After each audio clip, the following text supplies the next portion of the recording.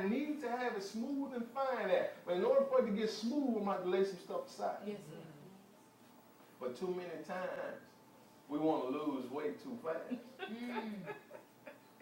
And when you use artificial means and alternative means to losing weight, you ever notice how fast you gain it back? And you get even more than you had before you started? There's a reason for that. You didn't go through a natural means of getting rid of stuff.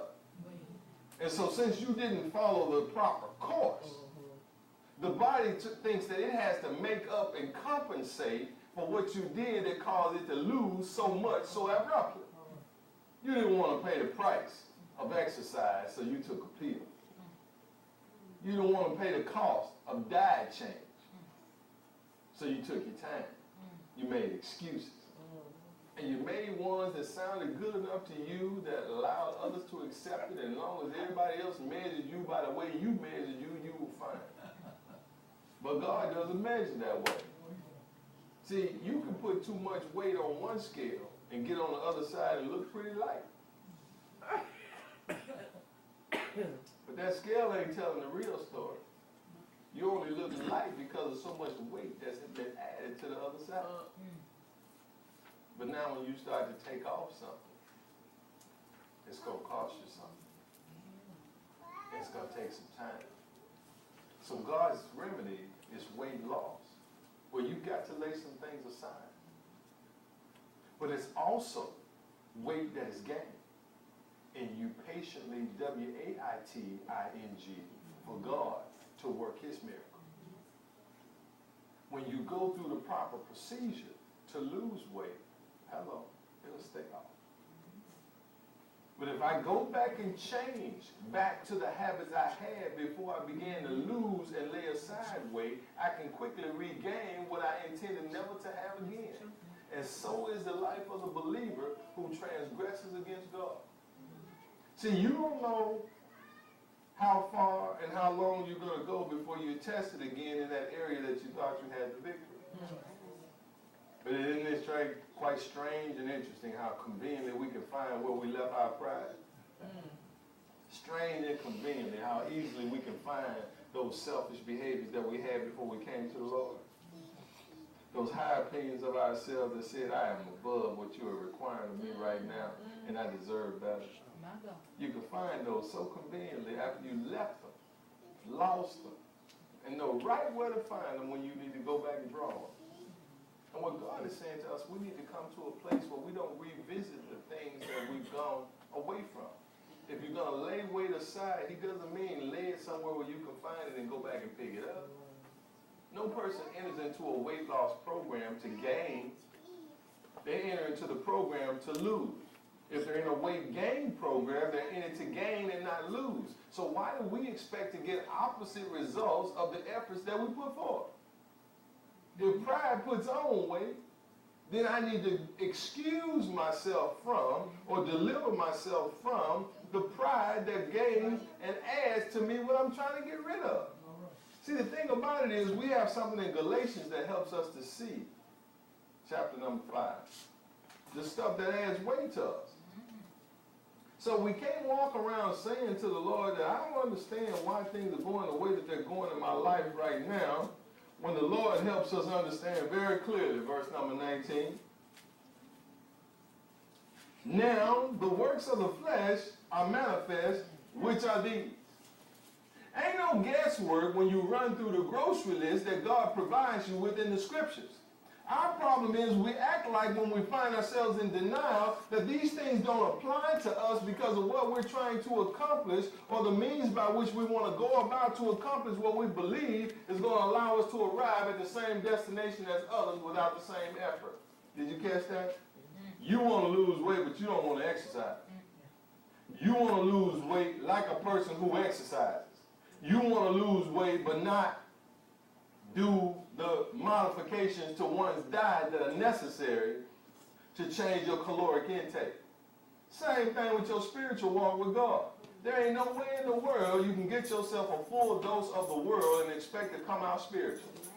You can't get you an overindulgent amount, a plate full of dessert, and think you're going to lose weight. You can't pick up a plate full of carbs and think you're going to drop pounds. It don't work like that. The things that add weight are the things that have to be subtracted from the plate in order for me to lose weight. Now, if the weight starts to look like sin, then the things that bring sin, I need to get rid of in my life. Pride brings sin because it causes me to act like somebody that's not pleasing in the sight of God. It causes me to deceive people into believing I'm something that I'm not. It causes me to do things that cause you to applaud me, that cause me to do other things that are not pleasing in the sight of God. Because see, hidden underneath that is my desire for you to applaud me and not God.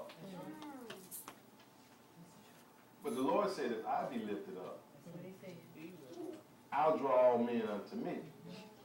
He wasn't saying you and I would draw all men to ourselves.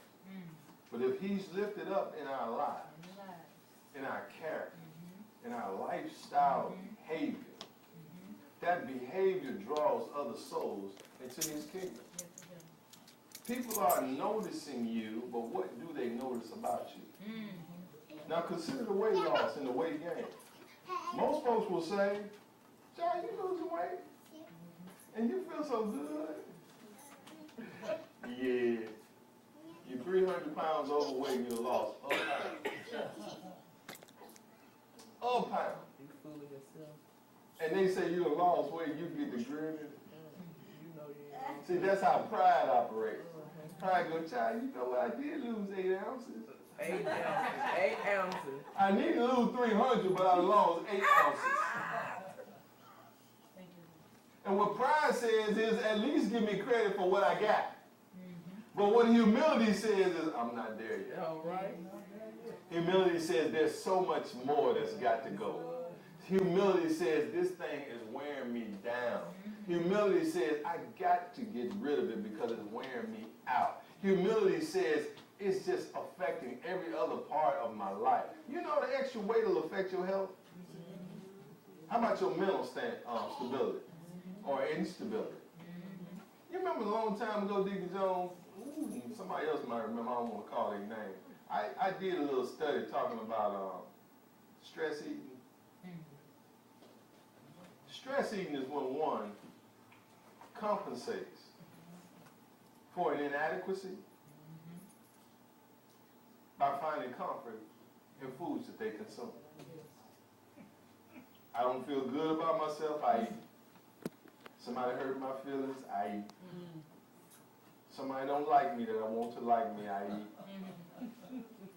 Somebody think I'm trying to be something else, I eat.